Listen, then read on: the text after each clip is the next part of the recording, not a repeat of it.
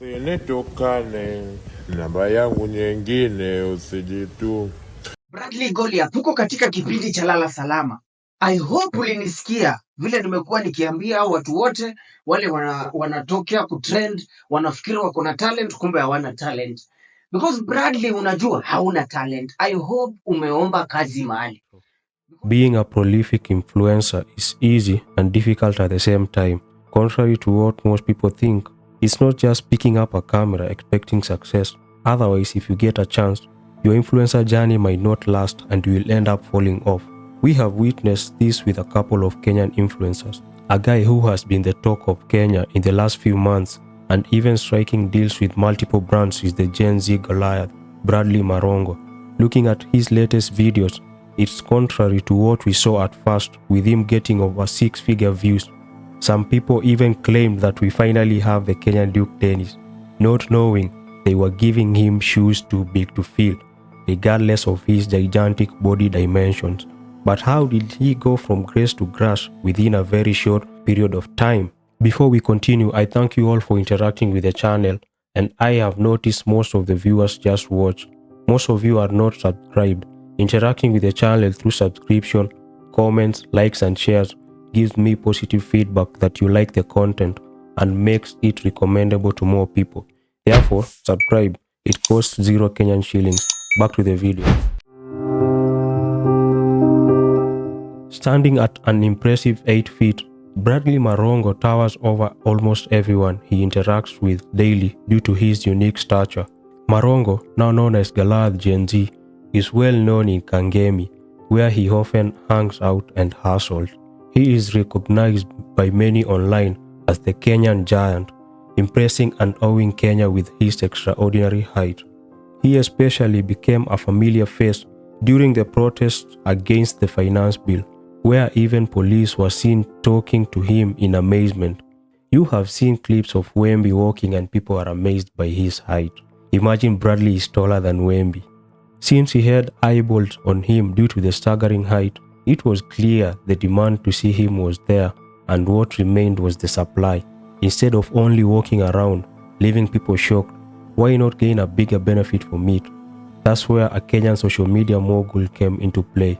Director Trevor saw this as an opportunity for Bradley to create an online name. It was obvious the kind of content he was going to make would revolve around his height. So the first video was about him getting his measurements, since he has a problem finding clothes and shoes that fit him. The second video involved him doing the content style that gained him attention at first, walking on the streets of Nairobi CBD with one purpose: getting people's attention. Well, this content seems familiar. King, nice to meet you. How you doing? I'm Victoria. This is my sister Whitney. Okay. And other guys gave him flowers on the first video, saying he will go far worldwide, just like Kabi Lame. However, some countered saying Americans have taller guys, and in some way I agree. The average American male height is 5'9", while the average Kenyan male height is 5'7". Comparing him to Duke Dennis and King 68 the Great, who do similar tall guy content, he is way taller, with the former two 6'2" and 6'8" respectively. So based on direct analogy, he is likely to have more audience and fan base. Wrong. Height is not the only trait that qualifies your performance on social media, particularly YouTube. In modern period, social media addiction makes the attention span shorter.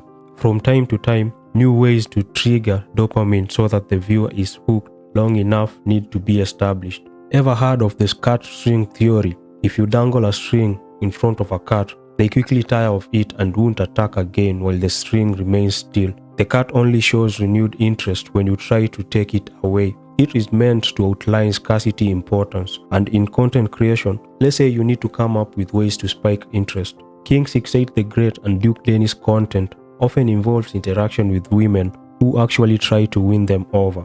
A common phrase we've heard: women want tall, dark and handsome dudes. The three are taller since they are above average height. Direct interpretation of darkness from the phrase means guys with tan skin, and I don't see much of a difference. Metaphorically, the darkness implies having a mysterious personality, as in a bad boy. There are two types of guys women absolutely love. They go crazy over him. The bad boy and the pretty boy. The last quality is handsomeness. Before I proceed, it feels weird to me analyzing another man's look, but for the purpose of learning, I have to do it. Handsomeness is mostly associated with face, but we can generalize it to a man's overall looks. There is an ideal male figure that women prefer. Emphasis is on hairline, face cut, height, masculine body, for example 6-packs. Others that can't be seen like penile size don't matter at first sight. Anything that makes you unique like distinct eye color, hair pattern like curls, clear skin, full and fresh lips, white well-structured teeth, masculine voice, just to mention a few. These are normally genetic, but during modern times, due to strive for perfection and insecurity, there are cosmetic and surgical procedures to attain most of them, if not all. We have seen guys increase their height, change their nose structure and do hair transplant. Most of these procedures are seen as alien by most people, but some are acceptable like most teeth procedures. Getting braces is very normal regardless of your reason, but let's say you get a male BBL, you will face backlash from some people. I was shocked why men need this, but the reason is to maintain an aesthetic body. It's so rare to find a natural male complete with all these desired traits. So most of the times you are considered a 10 if you have most of this and lack a few, which are not that important, since some can be overlooked if you have the major traits. For instance, a jail convict raised eyebrows when he was locked up, and surprisingly it was the women who were admiring him regardless of him facing charges. He is bald but has other traits that maintain his pretty status and became a model afterwards. These traits are comparative. When I tell you like the names that were texting her, I was sick. I was so sick. But who was texting her? Drake? KD. KD slid in your girl's DMs? KD. Come on, dog. Come on, man. No wonder why she left you for KD. At least KD, how tall you are? How tall are you? 6'1". Okay, 6'1". You're tall, but KD like 6'10". True. The guy is 6'1", above the average world height, 5'8", but Kevin Durant is way above it, 6'11", and other qualities that come into play here are status and ability to provide or wealth. Kevin Durant edged the other guy here, but if this same guy came to Kenya for instance and competes with a typical Kenyan guy, considering only these three qualities, he might win the girl assuming a higher income, and since he is an American, most Kenyan women will be all over him. Other qualities that you acquire from your surrounding or the way you are raised are also important to other women, like personality and charisma, which we can generalize as game or riz. Now looking at Gen Z Goliath, he has the height, that's for sure, but remember the cat string theory? People will get used to it in the long run. At first, he was getting tons of views, which has drastically reduced within a period of 3 months. So why is this? He doesn't fall on the pretty boy category. People are naturally receptive to good-looking things, including other persons. This can also be influenced by other factors. If you've noticed, Duke Dennis' content doesn't revolve around his height, which is relative. For example, in the NBA, you might think Steph Curry is short, but the guy is 6'2", surrounded by players who average 6'7". Duke Dennis still got the numbers and actually has motion. By motion, I mean he is a crowd mover to a significant degree. Look at people with motion and large active audience on YouTube. Whenever they post a video, the ratio of likes to views is 1 to 10, and the likes reduce with reference to views after a significant time since publishing the video. Kai Cenat is 5'4", and is one of the greatest streamers, breaking records while hosting the biggest entertainment stars. So now height is out of the way. Looking at how the YouTube algorithm works, videos get recommended to viewers. If the viewers watch more of your content, the more it gets pushed. So give the viewers what they want. This comes down to creativity. For instance, if you look at Kai Cenat's streaming series Mafiathon, he has an element of surprise. You don't know who will be on the next stream. Today is Chris Brown, tomorrow Caesar, and so on. This appeals to his fans and the guest celebrities' fans too. But you can argue that Gen Z Goliath does the same strategy by meeting with currently trending Kenyan celebrity. Okay, you got me.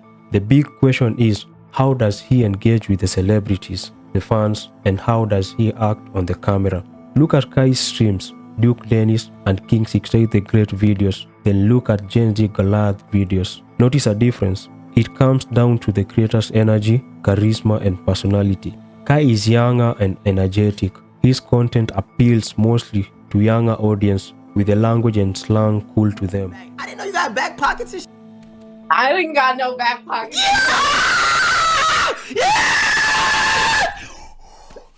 Well, at first looking at Goliath's videos, I thought this guy can't speak. Of course, the height thing was doing the work and magic at the time. This was enough to amass him aura, which comes with misery sometimes if not often. Director Trevor, known for the infamous split with Mungai Eve, manages Bradley Marongo. Imagine this, you have seen this beautiful girl walking along the street and decide to holler at her. She doesn't respond, she is just smiling and looking at you. You talk to her while you walk for like 10 minutes, no response. Then suddenly, you see another pretty girl walking past in the opposite direction. She gives you the female gaze and taps you on the shoulder while saying, "Hey, will you pursue the first girl or the second one?" They say it's not the camera, it's the photographer. So Bradley can walk around like a puppet, not communicating, and may be told what to do by Director Trevor. But this is not it. People want to see a bit of your personality, you talking and communicating, unless you have a disability. According to a previous report, about 9% of all the YouTube channels have at least 1,000 subscribers. Hypothetically speaking, let's choose being monetized as YouTube success.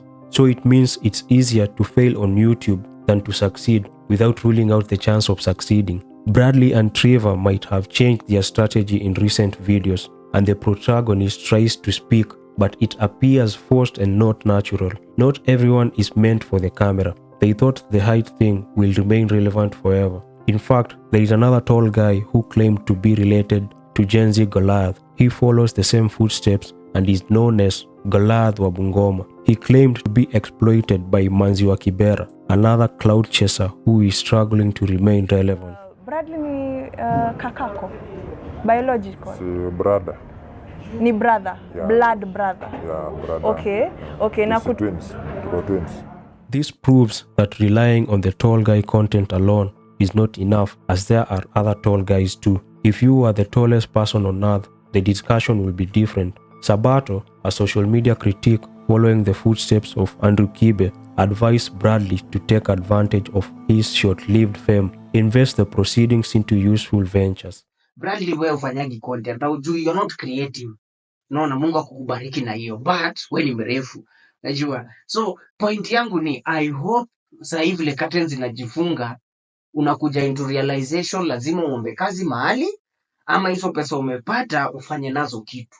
It's common for influencers to come up with captivating content styles, at first gaining massive followings, but they fall off just as they entered the game. They don't think long term. Look at the Hawk Tour girl, for example. That phrase, and maybe how she said it, made her become an internet sensation overnight. Of course, people wanted to hear more of the Hawk Tour thing that caught their attention at first. The phrase itself is not morally acceptable, but the algorithm doesn't care. As long as people rock with it, you will trend. You know what she did? She took advantage and started selling merch, which is a smart move, to be honest. Despite criticism predicting her downfall, she made her next move, launching a podcast which has garnered over 150k subscribers. The views to the channel are decent. If you ask me, this is a great way to capitalize on the attention or clout by transforming it to something with long-term possibility. The big difference from Bradley is she can speak vibrantly,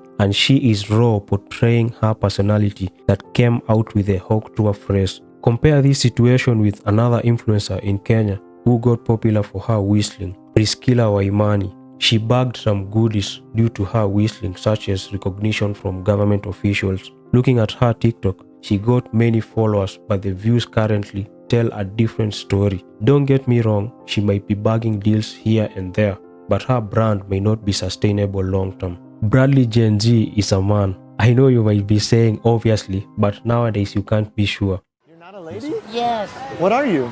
I'm Lady Boy.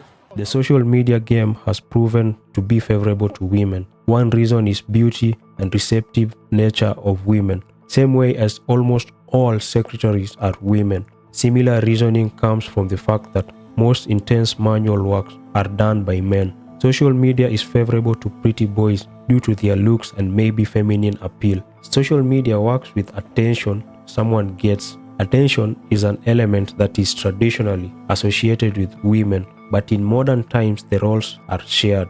Women are naturally good dancers compared to men due to their elastic bodies. A man's body is generally masculine and stiff, doesn't favor dance moves which require smooth movement. There are exceptions. However, the dance content style favors women. This is why you see some YouTubers capitalize on couples or girlfriend content style on YouTube. I have explained this in detail in an earlier video. Watch it after this video. This comes with a problem to men. Most likely watu wengi watch your video juu ya demu yako hata si yako. Therefore, adding up all these factors together, things don't seem to be in Bradley's favor. We have seen many YouTubers who once had the platform on chokehold doing crazy numbers, but recently are struggling to get views. They still have many subscribers. To get a clear picture of how you can get out of the YouTube favor, there is this guy called Mega McQueen, who was the deal about 3 years ago or so. He did content including vlogs, picking up women and pranks. The content that is unique on his channel is the artist's pickup lines on women, for example, Lil Durk pickup lines. Things don't seem good for the channel recently, and he barely touches 100k views and rather focuses on his reaction channel. This guy is in his 30s, and you might say he outgrew his audience of 1 million subscribers or other reasons. Another younger creator who does similar content is Young Iman, gaining over 250k subscribers in the course of 1 year and averages 100k views per video. Comparing the view count and the subscribers, he is doing really well. Well, why is this? Is there something YouTube is hiding from us? People get used to similar content with no more creativity. They get bored. So when someone else comes up, he is already a variable and they want to check his content for something new. Bradley can defy the situation against all odds by finding a new content strategy, or suck the only juice left and utilize it properly, for example, using the fame to seek for a job. The same way Leicester lifted the Premier League against all odds, there is still hope. Apart from director Trevor's project being in shambles, his view on social media brands on Dr. Kingori's show might be helpful to upcoming creators. Like the video, subscribe to the channel, and watch this awesome video next.